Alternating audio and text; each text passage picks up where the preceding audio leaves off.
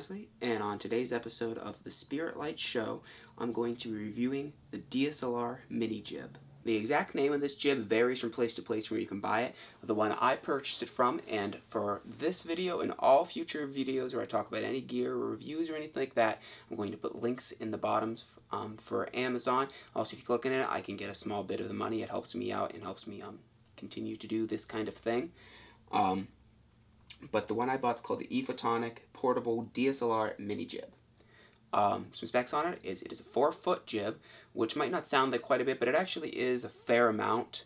And it will hold up to 10 pounds, which is enough for most DSLRs, especially if you're shooting things like T3i, T5is, like the 70D, anything like that mainly. Even like the 5D Mark III, even like a full-frame camera like that should go on there. But again, you have to think, oh, well, my camera only weighs this much, then you have to add weights to the other side to balance it out, because that's how it works. But what I'm going to do is I'm going to be showing you exactly the package and exactly what you're going to find in that package. So that's what I'm going to do right now. And this will be slightly different than what you will actually find when you get it, because of course when you open the box up, you're presented with this bag. Which I should point out first and foremost that the fact that you get a bag with it is really awesome, because if you were to get the much higher quality jib from Kessler Crane or something like that, you're going to be paying just like $100 for the bag or more. You're somewhere around that price, and that's just crazy for a bag. I mean, yes, their jibs are. I'm not comparing this jib to that at all. I'm not that dumb, but I'm just saying that it's amazing how much they charge for a bag. And this is a high quality bag. It's padded in the inside. It's nice. The first thing you'll probably notice is the sunrise on it. So, I don't know if that's the brand that actually makes it. It's kind of confusing when you get to like the cheaper end kind of stuff. And this runs for $189, which is about the cheapest you will find for a jib of a quality. It's actually pretty good. This jib's quality is pretty good, especially for the price. So open it up. You get weights. You get 3 weights, all of which I guess are at about 2 pounds. So you get about 6 pounds of weight there altogether. And we'll talk more about the weights in a bit. Then you'll get, this is, well, I'll just pull the main part of the jib out right here. This is the jib itself.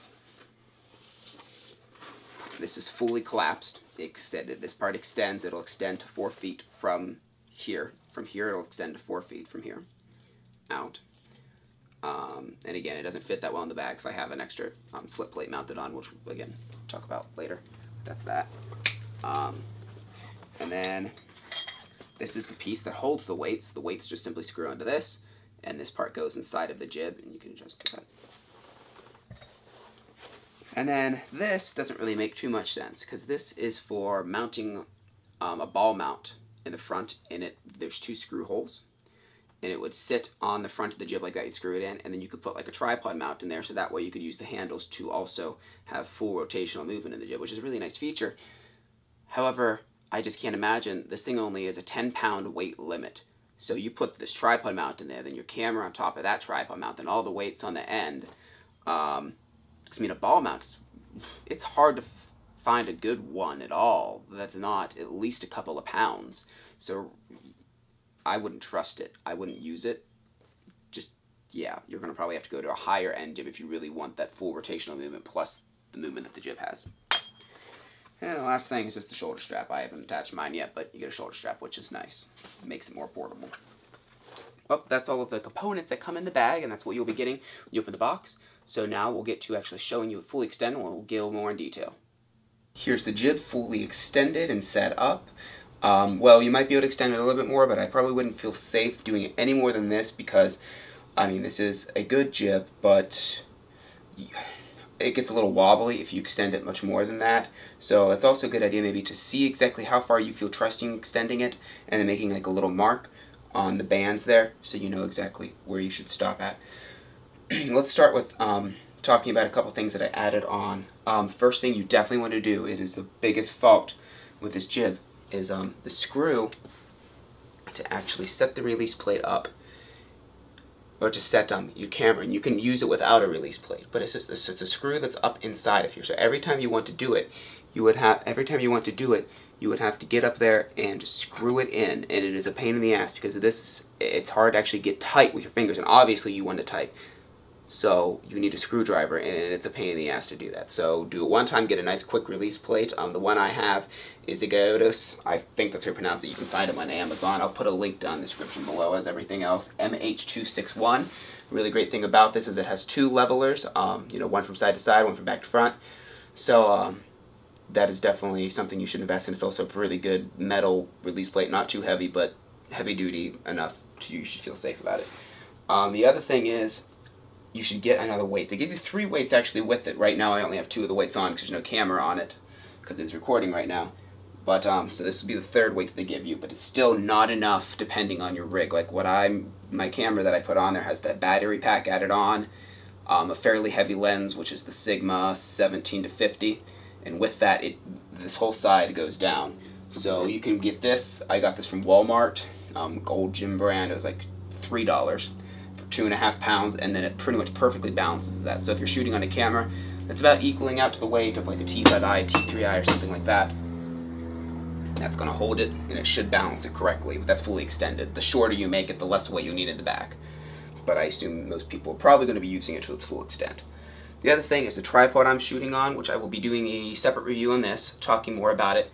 It holds it pretty well. It's the Ravelli AV-TP Pro Professional 75mm is like the full, you know, name, because God forbid we just give something a cool name for equipment wise.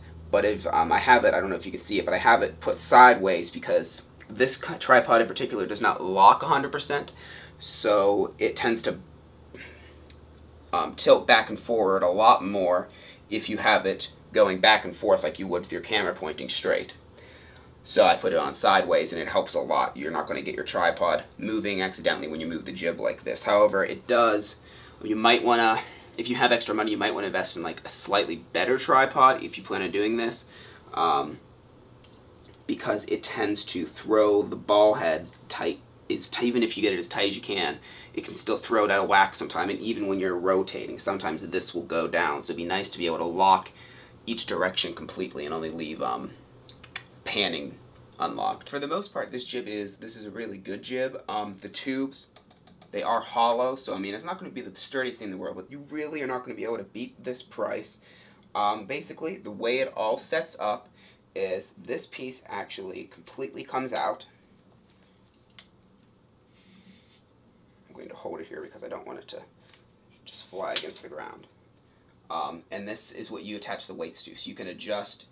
As you can see, there's a little metering there to show you how far you have it in, and you put it in there. Right now I have it on 6. You can go to about, obviously you can go to 1. You don't want to do any less than 1 because it becomes unsafe. And this is the one part you want to make sure you tighten this one down all the way, because if this were to come loose and this were to come down and hit your feet, I actually had one of the weights fall off at my feet earlier because I wasn't paying attention. It hurt pretty bad. And then of course these will extend it, so you can have it, you know, as short or as long as you want it. And this will also be how you even out the front. So that's fully collapsed. And then if you want to, see, you just kind of do it like that till it's straight. Get it as far as you want. It's a little longer. And then you straighten it that way. And then you tighten all of these down. There you go. And then, as you can see, it will control it pretty well.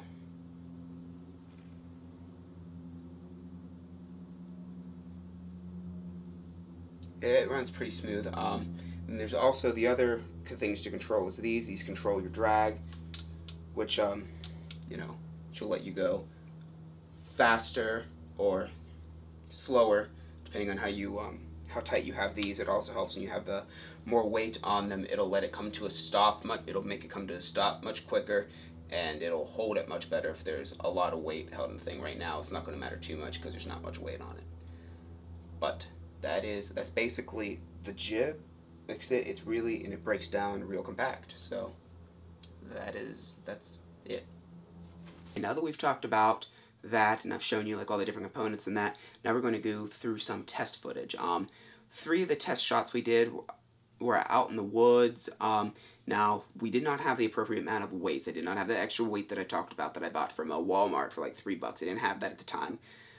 We were just kind of playing around, testing it, and also this footage that we're doing is also some examples. It's all black and white, but it's examples of footage that will be in our newest movie. Not the actual footage, but it's just kind of how the look and feel is going to be of it.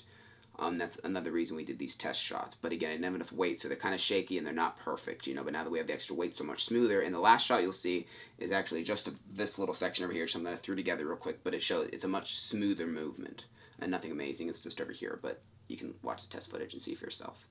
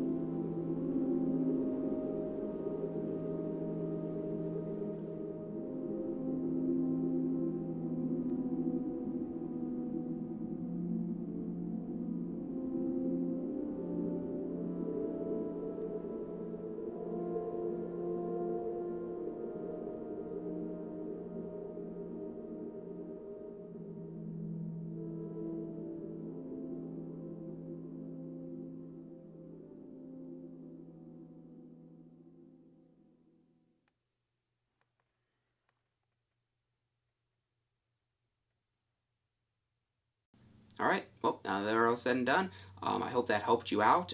Again, if any of this stuff's something you want to purchase, all the links are down there. I'm going to be trying to do more of these review videos more often. Like I said, once a week, so make sure you subscribe to the channel, like the video, share, whatever you want to do. Thank you very much for watching. Bye.